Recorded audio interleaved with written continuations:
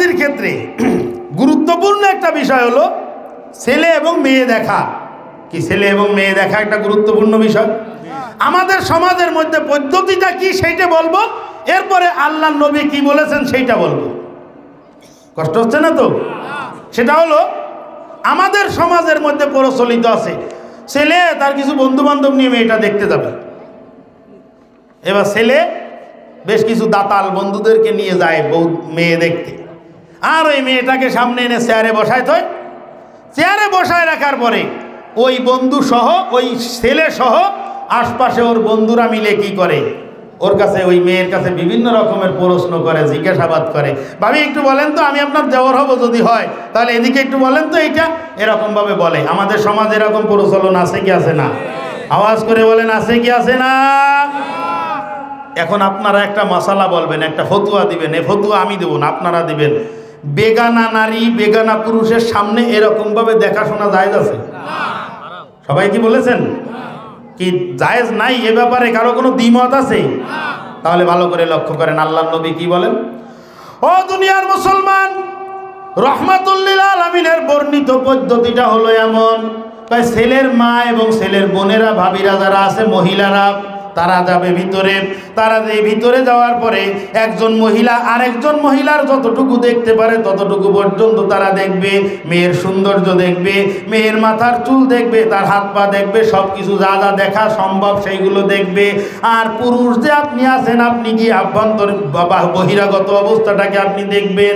আপনি গিয়ে আশপাশে প্রতিবেশীর কাছে জিজ্ঞাসাবাদ করবেন, এই লোকটা লোক হিসেবে কেমন, এই লোকটার আচরণ কেমন, এই লোকটার সামাজিক স্ট্রাকচার কেমন, এই লোকটার সমাজের মধ্যে মূল্যায়ন কেমন। আপনি পুরুষ আপনি দেখবেন বাহিরেরটা, আপনার স্ত্রী গিয়ে দেখবে আপনার হবু পুত্রবধূকে। যতক্ষণ পর্যন্ত আপনার ছেলে আলহামদুলিল্লাহ আমি কবুল করলাম এই কথা যতক্ষণ পর্যন্ত আপনার ছেলে না বলবে ততক্ষণ পর্যন্ত ওই মেয়েটাকে দেখা আপনার জন্য জায়েজ হবে না। এইটা হলো রসুলের তরিকা। আমি কি রসুলের তরিকাটা বুঝাইতে পারলাম বাজান? রসুলের তরিকাটা আমি বুঝাইতে পারলাম আপনাদেরকে? ভালো করে লক্ষ্য করেন, যেই বিবাহ দাম্পত্য জীবনের সৌন্দর্য, সুন্দর একটা পবিত্র বন্ধন, সুন্দর একটা পদ্ধতি, যেখানে পবিত্র একটা সম্পর্ক তৈরি হবে, সেখান থেকে বনি আদমের বংশবৃদ্ধি হবে সামনে, সেই জায়গার সূচনাতে যদি এক দল বন্ধু বান্ধব নিয়ে যদি হবু স্ত্রীকে দেখতে যাও যুবক, তাহলে তোমার বিবাহের সূচনা সূত্রপাত হলো একটা হারাম দিয়ে। কথা বলেন ঠিক কি ঠিক না? এই কাজটা আদৌ কিন্তু করা যাবে না, এই কাজটা আদৌ করা যাবে না। দেখেন রসুলের বর্ণিত পদ্ধতিটা কত সুন্দর, আল্লাহু আকবার, কত সুন্দর পদ্ধতি।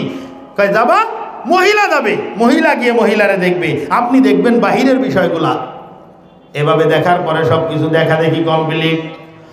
ও মুসলমান, আল্লাহ পাক রব্বুল আলামিন বলেন ওয়াকুল্লা শাইইন খলাকনা যাওজাইনি লাআল্লাকুম তাযাক্কারুন।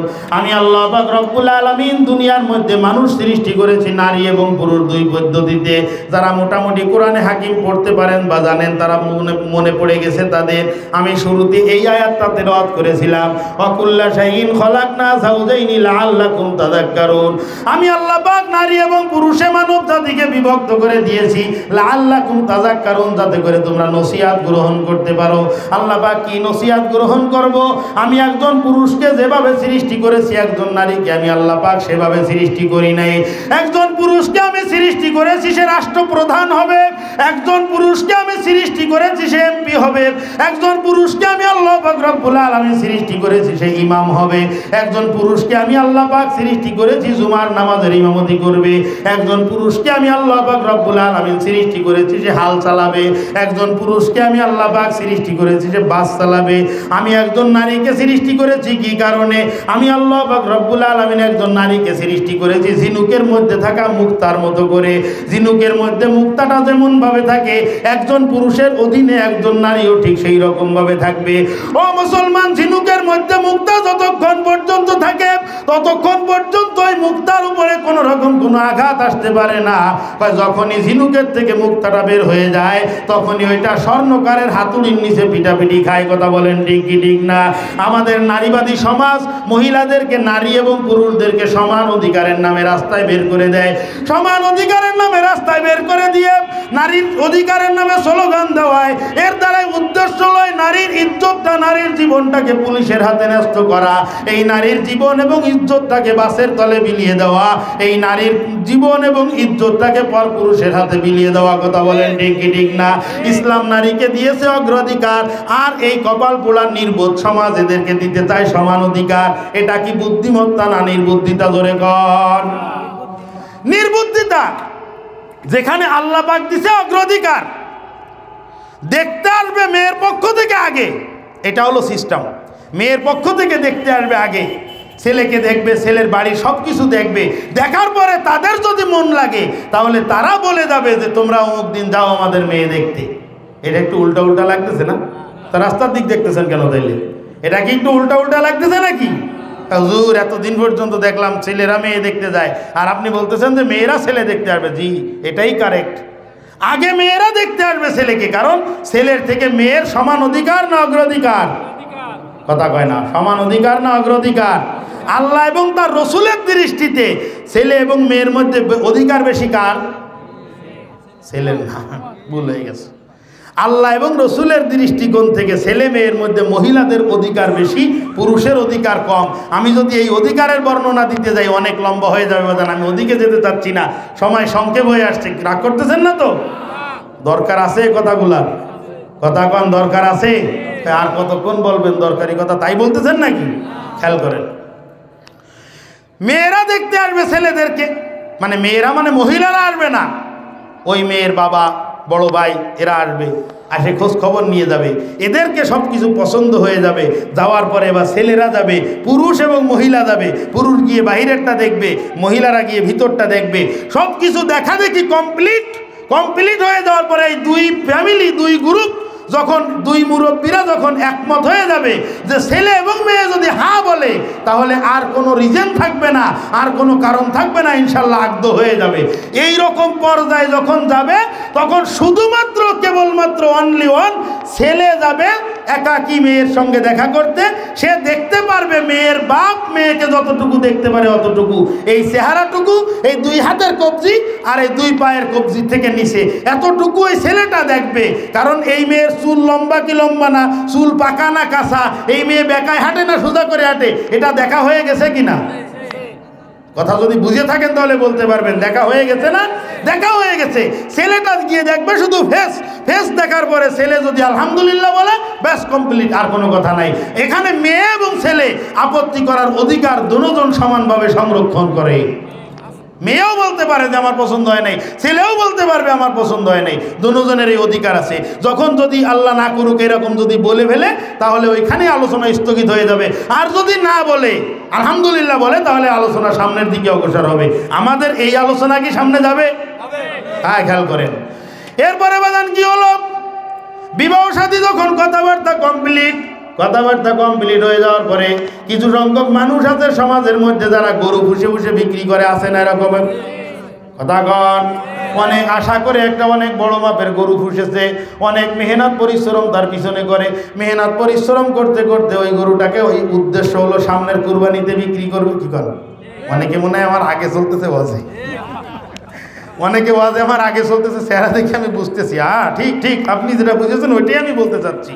কিছু কপাল পোড়া বাবা আছে এরকমের, ছেলেরে অক্সফোর্ড ইউনিভার্সিটিতে পড়াই নিয়ে আসছে, লন্ডন ফেরত ছেলে। ও কত মেয়ে আছে আমার ছেলের পিছনে লাইন দেবে। বাজান, মেয়ে আছে লাইন দেওয়ার মতো, কিন্তু অরিজিনাল নারী, জান্নাতি রমণী, যেই মেয়েকে আল্লাহ নবী নিয়ামত বলেছেন, ওই মেয়ে আপনার ছেলের পিছনে লাইন দেবে না।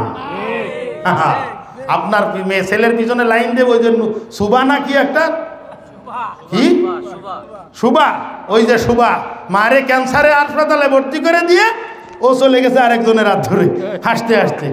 চলে গেছে কেন? ঠাকুর গায়ে গিয়ে পুলিশে ধরে নিয়ে আসছে। কেন চলে আসছো?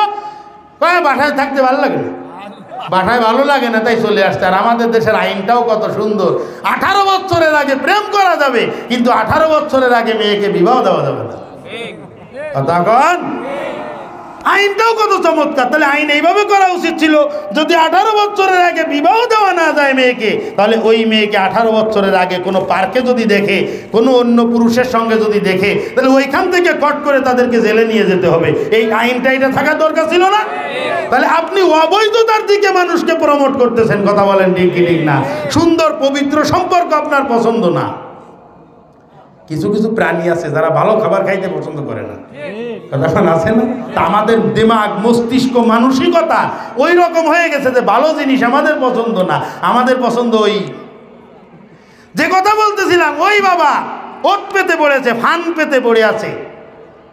একটা মেয়ে সম্পর্কে খোঁজ নিছে, কয় ঠিক আছে সব কিছু তো বিয়াই, আলহামদুলিল্লাহ, তো আমাদের তো সব কিছু ছেলে মেয়েও ওকে করে দিছে, ছেলেকে বিদেশ পড়াইছি, 30 লাখ টাকা খরচ হয়েছে, 30 লাখ টাকা খরচ হবে, ও যদি বিদেশ থেকে ডক্টরেট নিয়ে আসে আপনার মেয়েকেই সুখে রাখতে পারবে। আমার প্রায় সব ব্যবস্থা হয়ে গেছে, 2 লক্ষ টাকার ব্যবস্থা হয়ে গেছে, আর 28 লক্ষ বাকি আছে মাত্র। যদি আপনি আপনার জন্য, আমার কোনো প্রয়োজন, আমার কি, আপনার জামাইয়ের জন্য যদি এটা করেন, এইরকম কিছু ডিজিটাল ভিখারি সমাজে আছে কি আছে না? ও বাজার, এই সুন্নতটা, সুন্নত বললাম কিন্তু অন্য করেন। সুন্নত শব্দ, সুন্নাত শব্দের অর্থ হলো তরিকা বা পদ্ধতি, দেখি দরকার নেই সুন্নাত শব্দ বাদ দিলাম, ফিরে নিলাম। এই ফর্মুলাটা আমাদের মধ্যে আসছে কিন্তু আমাদের পাশাপাশি যে দাদারা আছে তাদের থেকে। কথা কন, অনেক জায়গায় আমরা দাদাদের অনুসরণ করে ফেলতেছি, আমরাও জানি না যে আমরা দাদাদের অনুসরণ করে ফেলতেছি। বলি দেখেন, খেয়াল করেন,